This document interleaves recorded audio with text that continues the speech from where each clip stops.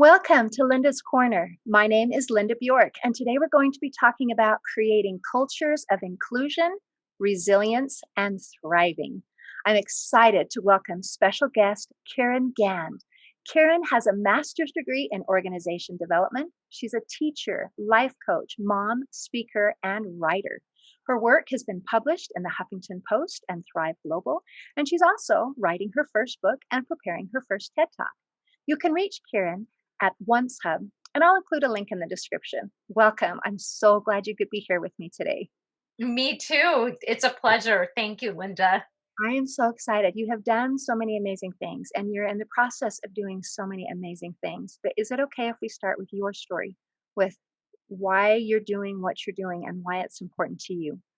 Absolutely. And thank you for that question. I think it's important for all of us to return to this question again and again. But for me, I my work right now focuses on creating culture of inclusion and belonging and looking at the mindset and the interactions that we have as leaders and parents, we're leaders, educators, we're leaders in the workplace, we're leaders.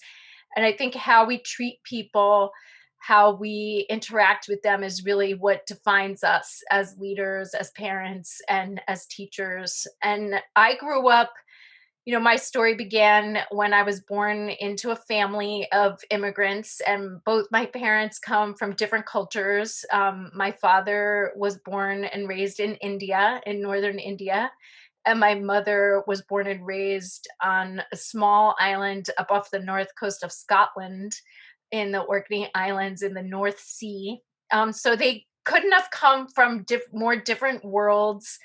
And being the child of two such totally different people from different ends of the earth and different cultures, I think that, like many people we've seen in our culture, both politically and otherwise, who are bicultural or biracial, I think that, that experience really teaches you to, it taught me from the moment I was born to really understand difference, to bridge difference, to see in myself that I was a collection of diverse backgrounds all inside of me, and to love both my parents as much as I have always, and to always see them as equal, to see different people as equal, to see that I think difference can be very rich and very fulfilling and very interesting and educational, and just it's a thing of love.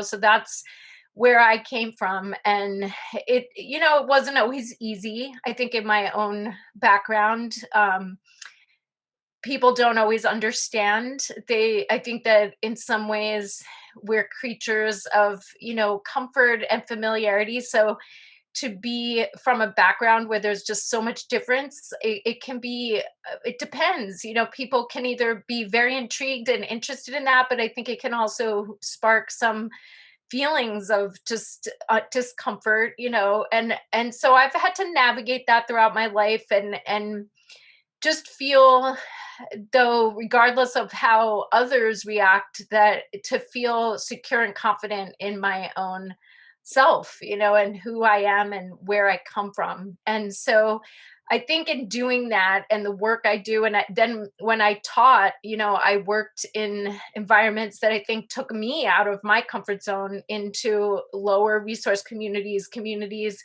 with cultures that I didn't always know that intimately. And to really reach beyond my own sense of what I knew to understand other people. So I think I've always tried that. I've always tried to be open minded and to be curious about others, and to be ultimately just loving, that people are doing the best they can and they want to be understood and they want to be cared for. So, And that's a yeah, universal thing. Everybody wants that. I love how yeah. you brought about the idea that it comes from a place of discomfort. And when we feel uncomfortable, then we have maybe a response. And so if we're comfortable with ourselves, then it's easier. And I also love that you said there are a couple of possibilities where you can look at someone and say, oh wow, this is new, this is different, this is awesome, teach me. or it can be, oh, this is different, so that means it's weird. And there's a little choice that goes on. I think sometimes we're in kind of a reflex mode, and we forget that there's a choice of how to respond when we see something that's a little different. Yeah, I think and that's change is really good. important, Linda. Yeah, and we all have those choices, and imagine the world our kids growing up in, they have those choices every day. So, Right, yeah, right. it's just being human, right? We always have these choices being human. Well, So, you've done amazing things, and I know you've taught in school, and so I want to talk about creating these wonderful cultures of inclusion, and talking about how to do it in our homes, and how parenting is a leadership role. That's not only something that is in, a career or a community type situation, and also schools. So as we go through each of these, but I think you have a foundation that works for all of them, and that is your care. Your yeah. care. So can we talk about care, that four-pillar, um, plan? Met Sure. So I developed this method looking at sort of brain science, looking at the research that I've done in my work and org development as well as my years of teaching. And really what it is I think of it as a way of helping people transform the way they think and the way they show up. And so whether you're a parent, an educator, a workplace leader, my care four pillar method, it starts out by saying, no matter what's going on, even when you come to me and you're having a challenge with behavior or something, you care. I believe that we all care, right? But that initial state of care is often taking the form of what I call conventional care. And so in conventional care, the letters of care are standing for four things. And so in conventional care, the C stands for compliance to usually kind of an external ideal of success or of whatever, fill in the blank. It's just this external thing that we're carrying in our minds, and we're comparing what's happening with our child, with our student, with our employee to this external kind of concept. So that's compliance. And then the A of conventional care is stands for anxiety. That often this kind of comparative type of thing that we're doing in this conventional care, it creates anxiety, which means the mind is sort of living in the future. And anxiety is on the rise. It is for many, many reasons. I think social media plays into it, but it tends to be about futuristic place as opposed to being present. And then the R stands for reactivity, which is about our egos kind of reacting to control, you know, image control sort of activity. And then the E stands for entitlement. And I do a lot of work in more this nowadays kind of affluent communities. And I think they're in parenting in general, can just be this entitlement culture in this original state of being conventional care. So what I do in my coaching work, give people all the information, do some coaching, and then we transform from this state of conventional care to what I call true care. True. And in true care, the letters of care stand for what we want, which the C stands for connection. So we move from compliance to connection. We drop all those ideals, and instead we just look at who we have right here. Who is my child? Who is my student? Who is my employee? Who is my spouse? And I'm just going to connect with them just as they are because they're good and whole as they are. The A in true care stands for authenticity. Okay. We're going to show up, be authentic, bring our whole selves, tell our stories. The R in true care stands for responsiveness. So it's not so much about control and reactivity, but more about understanding needs and meeting those needs by being responsive. Okay, tell me more about responsive, because my Responsive, brain is thinking, the kind of like the react and response are the same, but they're very different. So you're you want me to different. clarify? Thank you for that clarification. So I would say, oftentimes, let's say in parenting, when let's say there's some behavior that a kid's doing, it could, it's aggravating us. It's a behavior getting our attention, whining, doing something that we feel is negative, and we can react to try to kind of clamp it out and just shut it down and just make it stop. But often what's going on, I mean, not just often, I would say always, there's something going on that's causing that behavior. There's a need that that person has, whether it's a need for connection. I'd say 95% of the time with kids, it's a need for connection.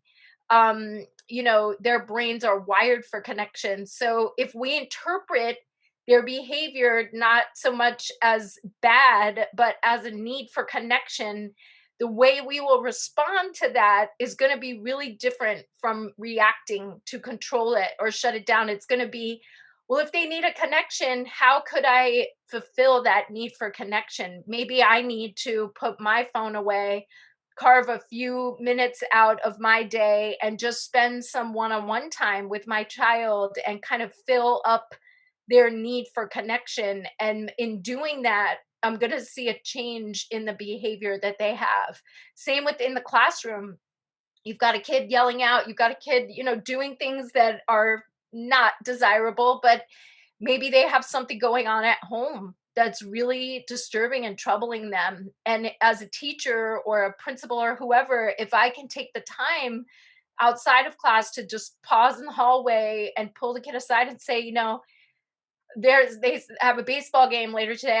I'm going to come and watch you play baseball, and I'm going to take an interest in you. I'm going to maybe call home, see what's going on. Just do something to boost that relationship so that the need the child has just to be understood and for someone to see them, to see what they're really struggling with, as opposed to just punishing. Then the child, I think, feels that someone cares and that they care, that there's something difficult going on for them. So being responsive is about that. I think ultimately being responsive is about compassion. It's about being present. It's about, instead of sort of knee jerk reacting to something that makes us feel that, oh, this is annoying, this isn't what I want, we're going to dig a little deeper and we're going to say, why is this happening? Why is this person behaving this way? Maybe once I understand that, I can respond in a way that's actually going to get at the root need that they have.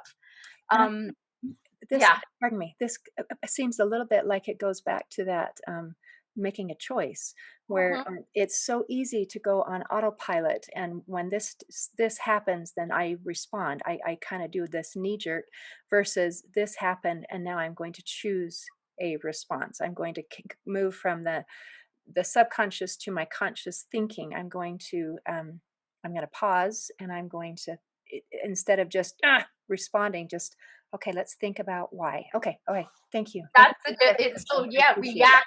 I think react involves, to your point, what you're saying, it's not as much thought or reflection is behind it. We're just kind Right. of going with that thing that we our automatic sort of reaction. But response means we're going to pause, we're going to take it in, and we're going to kind of look a little between the lines and say, well, how could I respond differently? And sometimes, I'm not going to say this is possible all the time, but I often teach parents that it's when we've cared for ourselves, we've responded to ourselves, we've Mm-hmm. gotten enough rest, we are well nourished and hydrated and all the things we need. I think then we are much more likely to be able to do that for someone else. If, it's just basic stuff about self-care. We really need that if we're going to be available to respond. I So agree. yeah, it's 100%. difficult, right? Because we And have so much on our plates, but for sure, it for sure. pays off. It pays off, Yes, right? even if you can spend just a few minutes in the morning and the evening. But it's so interesting, as I've had the privilege of speaking with different people from around the world with different professions. And we talk about marriage, and we talk about children, and we talk about this, and we talk about that. That is one consistent key, that if Yeah. we are not in a good place ourselves, then we have that tendency to just react rather than responding, as you put it. That, Yeah. like the little airplane analogy where you ride and they give you that safety briefing and they say, okay, if we need an emergency thing and we have to have oxygen, you've got to do yours before you do someone else, because you're just not in a position. uh, we, we don't respond very well when we're not in a good place. I mean, and it's such a good mirror, right? I think for our own self care, and ultimately we could say and do all the things we want in the world, but what really teaches kids is what we're doing and what they see, right? So if we're taking care of ourselves, I think they are seeing that and they're learning. And so, Right. we all do the best that we can. And It's not about perfect. we don't Yeah. just teach with our words. Some people Yeah. think teaching is words. Some people think teaching is lecturing, which is not. But teaching is they watch, they observe. We're mentors. It's like, oh, this is whatever, and whatever we grow up with is totally normal. It's like, oh, that's normal, and then maybe you find out that that normal is not good or not bad, whatever. Anyway, Yeah. we didn't make it all the way to the end of the word. We still need our E. Yeah, that I was like, is there one more? The last one is the E in the true care state of being. It's empathy. So we're moving from entitlement to empathy. And so I am in a community now. Interestingly enough, all my teaching had been in more like Title 1 kind of communities. And then where I am living now and raising my kids, it's in a very different kind of community where I'd say it's very high, like high achieving, high, everything is about Right. it's a competitive I kind was of gonna say place. competitive. And yeah, and I think it's great, the opportunities for all kids that are here, but I think there's this piece of it that can become very much about success at all costs, and that entitlement culture, like my kid has to be the best no matter what. And I've seen a real need Sure. for emphasizing empathy both between the parent and the child, and I think also just teaching empathy for others who maybe don't have so much privilege, don't have these set of priorities that, and we've seen our society over the last several years, we there is such a need for empathy, I think, just for seeing that there are so many different ways that people are trying to live their lives, and nobody's bad, nobody's worse, or no one's better than anyone else. It's just different scenarios. And I think to teach children that these days, to teach people that in organizational cultures, school cultures, family cultures, I think it can be a challenge, but I personally think it goes a very long way because it makes us as leaders pause and think about, am I being empathetic? Am I responding to some scenario by showing empathy, real empathy? And in doing that, am I then teaching the child or the student or the employee, that this is a value that we hold here in this culture? I think that's the only way that we really can have that value present, is if we're demonstrating it. So And I also, yeah, go ahead. is the key as a leader that you are demonstrating these qualities, and then that kind of creates an example so that the students can follow along, and or kids, whatever scenario, whether you're in school or home or business or whatever. Yep. Um, okay. That's what it's about. And I think it's also, then it can extend from there beyond your own behavior and modeling to intentional types of activities and structures and practices. And in my coaching programs, I sort of teach the background behind these shifts and these principles, like connection, authenticity, responsiveness, and empathy. And then those create the backbone for the kinds of practices and structures and rituals that I teach my clients to incorporate. And I can tell you as much of that as you would like, but it's there, like for instance, for empathy, I think it's partly who you are, how you model it, but also getting kids involved in like community service, getting employees involved in community service. Those kinds of intentional actions and activities are how we really cultivate this. um, for the connection piece, having one-on-one carved out interaction time with each child, or as a manager with each of your direct reports, having like a designated weekly time where you're just with that one person, and there's a certain way that that time flows, certain things you do and don't do, that you're really being present and you're really listening, you're really creating a safe space for people, one on one. I mean, that's a very important tool for, regardless of whether it's school, home, or work. it works. It's very effective.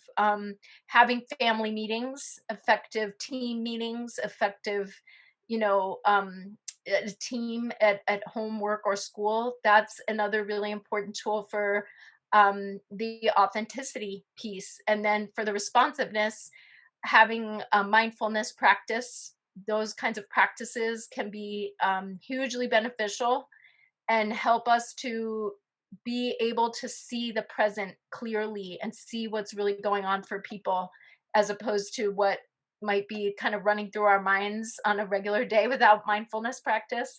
So, there's very specific ways we can become more of these qualities by And I practicing. appreciate that you give some specifics because it's helpful. I think it requires some education and then some application in order to be able to make these things work. Because just an ideal is not enough. And so I love that. So you mentioned a family meetings and whatever. What would a good family meeting look like to you? Yeah. What would you I recommend? yeah, I think family meetings are so important, and I would suggest once a week that like at dinner on Sundays, you have a family meeting and that you have a rhythm for the meeting. So, in my family, the way we do family meetings, we always start with appreciations. So, we go around and everyone appreciates each other for something really specific. Um, so, you know, thanks for unloading the dishwasher this week. Thanks for walking the dog. Thanks for doing your homework, whatever it was. And then that sort of sets the tone. It sets this very positive tone. And it's, I think in organizational life, family life, school life, people want to feel appreciated. So Definitely. when you start off that way, you're kind of, people light up, and they pay attention. I think they get more engaged. They want whatever's coming after that. They're much more likely to pay attention, to want to do their best, and and it's genuine. It's not just fluffy stuff. I mean, it's like, I think it's also motivating so that if kids, students, workplace employees know that someone's going to acknowledge their great work and appreciate them, then I think week after week, they're gonna be like, when no one's watching, you're more likely to do the right thing because you know that someone will notice and will um, at least kind of give you that little pat on the back. And I think we all do respond to that. We're motivated by that. I And do, and I appreciate that yeah, you mentioned this yeah, as a work thing as well. We're talking about family and work, and I love it because I love when things apply to both. yeah, But I think sometimes in a work scenario, people think that your paycheck is the reward and that nobody has to give anything beyond that. It's just about money. But yeah, I know every person that I know wants to be appreciated. I can't think of anyone who doesn't. And the idea that it's beyond money, that what I'm doing matters, that it matters to you, that someone appreciated that positive work environment. And I have friends who struggle with ulcers because their work environment is not positive. It's horrible. And so it creates health issues as well as work issues. So it I does. love And the idea yeah, of creating a culture where appreciation is a big thing and how that can be used in the family. I love that. What a beautiful thing that you're doing. I have thank a you. friend who once she said her daughter came, and a teenager, and she was so mad. She said, "I clean out the dishwasher and you didn't even notice and you didn't even thank me." And her mom, and it was just a knee jerk because we all have knee jerk reaction. She said, "I didn't Yeah, thank you. How many things do I do that you don't thank me for? We don't yeah, get thanked in life and you need to get used to not being thanked." And as she was sharing this story with me and hoping for compassion, and my heart was going, "Ah, you just missed a teaching opportunity." I would have said, "Oh, I'm so sorry. I do appreciate it so much." And how did it feel when you didn't feel appreciated? yeah. And what do you think? And what I do things that don't get appreciated. And how do you think that makes me feel? But that same scenario could be used as a teaching opportunity rather than I'm not getting it, so you shouldn't get it either. And it's so And it easy to becomes do in that reaction. easy. It's just I easy to think do. it's kind of coming from a place of more like lack as opposed to a place Eh, of abundance. And for sure, for you sure. know, but and it's easy, we're human, and there are going to be times where these mistakes get made. And I also think it's Yeah. really important during, whether it's during a family meeting or during those moments when we make those mistakes, to, once we've gotten our composure, to apologize and to acknowledge those kinds of mistakes, Mm, because modeling that, it's a recovery, and we're repairing and healing from that, because all relationships, whether it's a spousal, child, parent, work, whatever, there's going to be rupture sometimes. And I think we have to model repair so that there's a humanness around, like, we can admit when we are fallible, but we're going to work to improve and to heal, so that we're modeling that relationships are resilient, that we're resilient, that we can do better. And right. then in these family meetings, I think after those appreciations, we do get pretty nuts and bolts about just things we have to problem solving. So I think problem solving skills, like any meeting, the whole point of calling a meeting for a team, for a family, for whoever, is that you have work to do. You have something tangible. So set the tone with the appreciations, but then dig into, we got to figure this thing out this week. I've noticed that the siblings, you guys are kind of getting into it a lot this week. Can we talk about that? Let's we're going to spend some time just talking about this, trying to figure it out. Why is this happening? What can we do differently? What does everyone need? And then what can we commit to? So for the next week, we're going to each just do one thing and try to commit to that, so that next week when we meet, we can check in and say, well, how is that going? And it could be about all kinds of topics in the family. We've had family meetings where we talk about, how can we get up on time in the morning? How can we make sure we're getting to bed on time? How can we make sure the dogs are getting walked? How can we make sure the siblings are getting along? How can we make sure, hey, we have a family trip coming up, and mom and dad love planning, but we really want you guys to plan some of this trip so you are excited. So why don't you guys help this week, do some research and get involved? So it's fun. So there's sometimes kind of problemy, not so fun stuff going on, but we can put our heads together, problem solve. Sometimes it's just fun adventure stuff. Sometimes it's, oh, you guys need to do the dishes, not so fun, whatever. But it's a range of things, because this is family. Family is about all of this. Right. And it's not always so, sexy, interesting, whatever, but it's life. This is what has to happen. And it's more fun, I think, and more interesting when we're all in it together. So I think the family meeting is really about that. It's like, we're going to appreciate, we're going to roll up our sleeves, we're going to make commitments, we're going to hold each other accountable, and we're mostly just going to have this attitude that, like, this is our family. We're in this together. It's not just about mom and dad. It's not just about the kids. It's about us, like, working together. And I just love it. I think my kids sometimes they'll roll oh, family meeting, do we have to do it?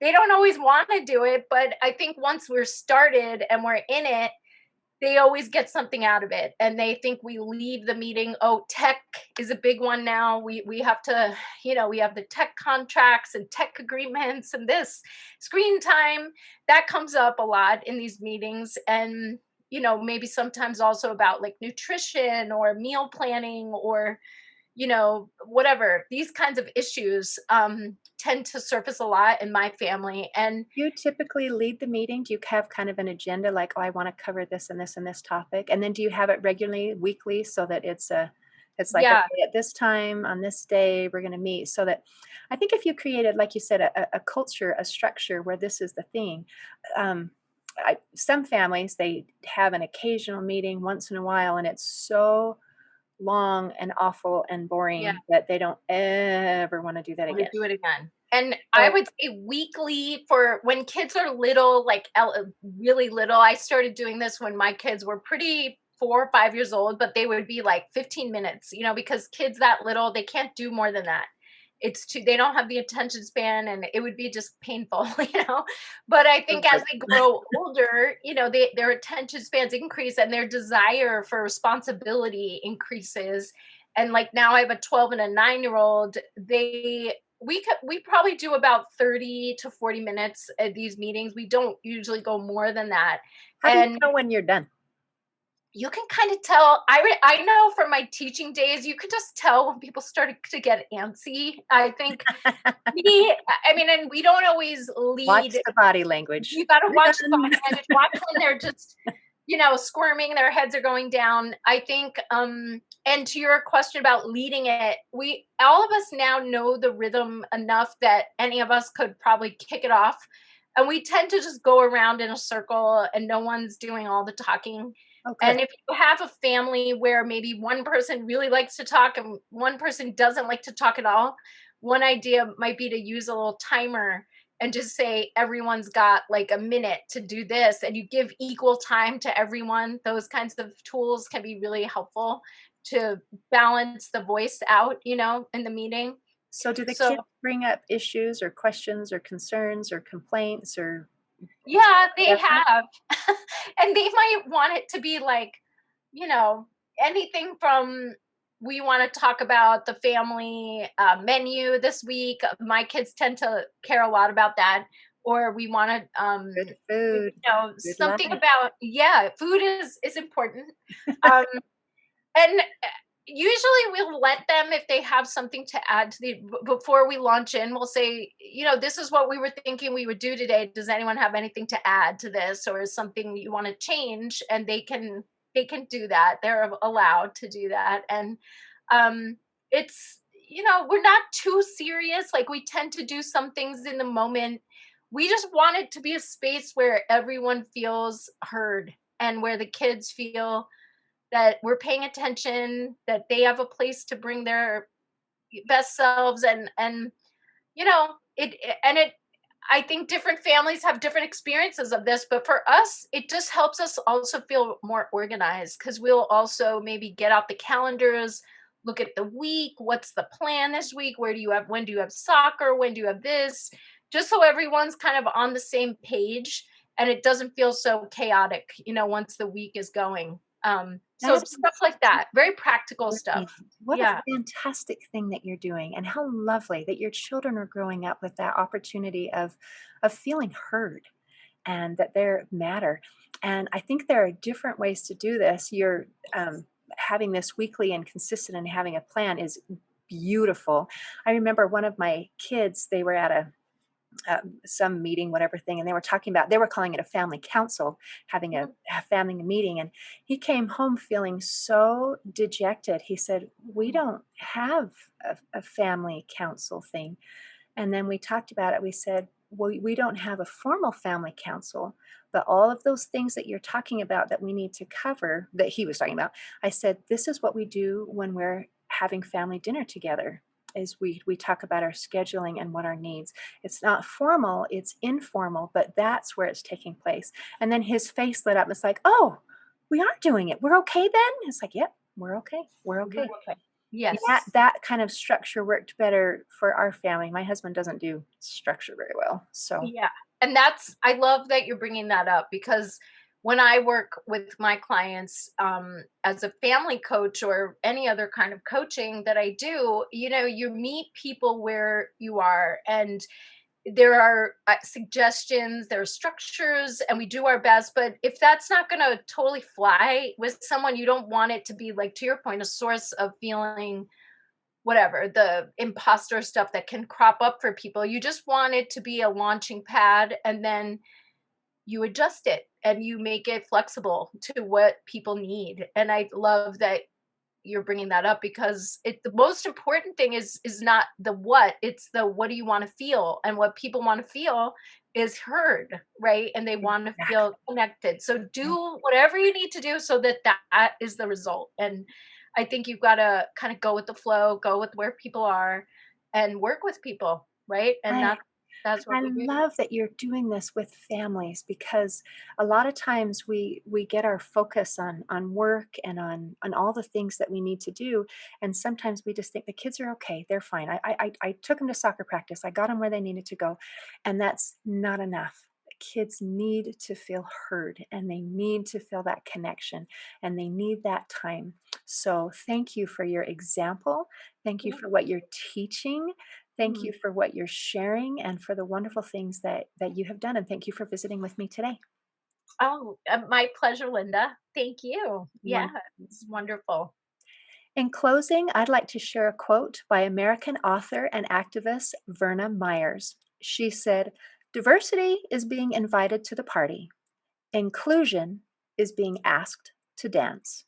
Mm. Today, I invite parents, teachers, and leaders to help create a culture where everyone is asked to dance. See you next time on Linda's Corner.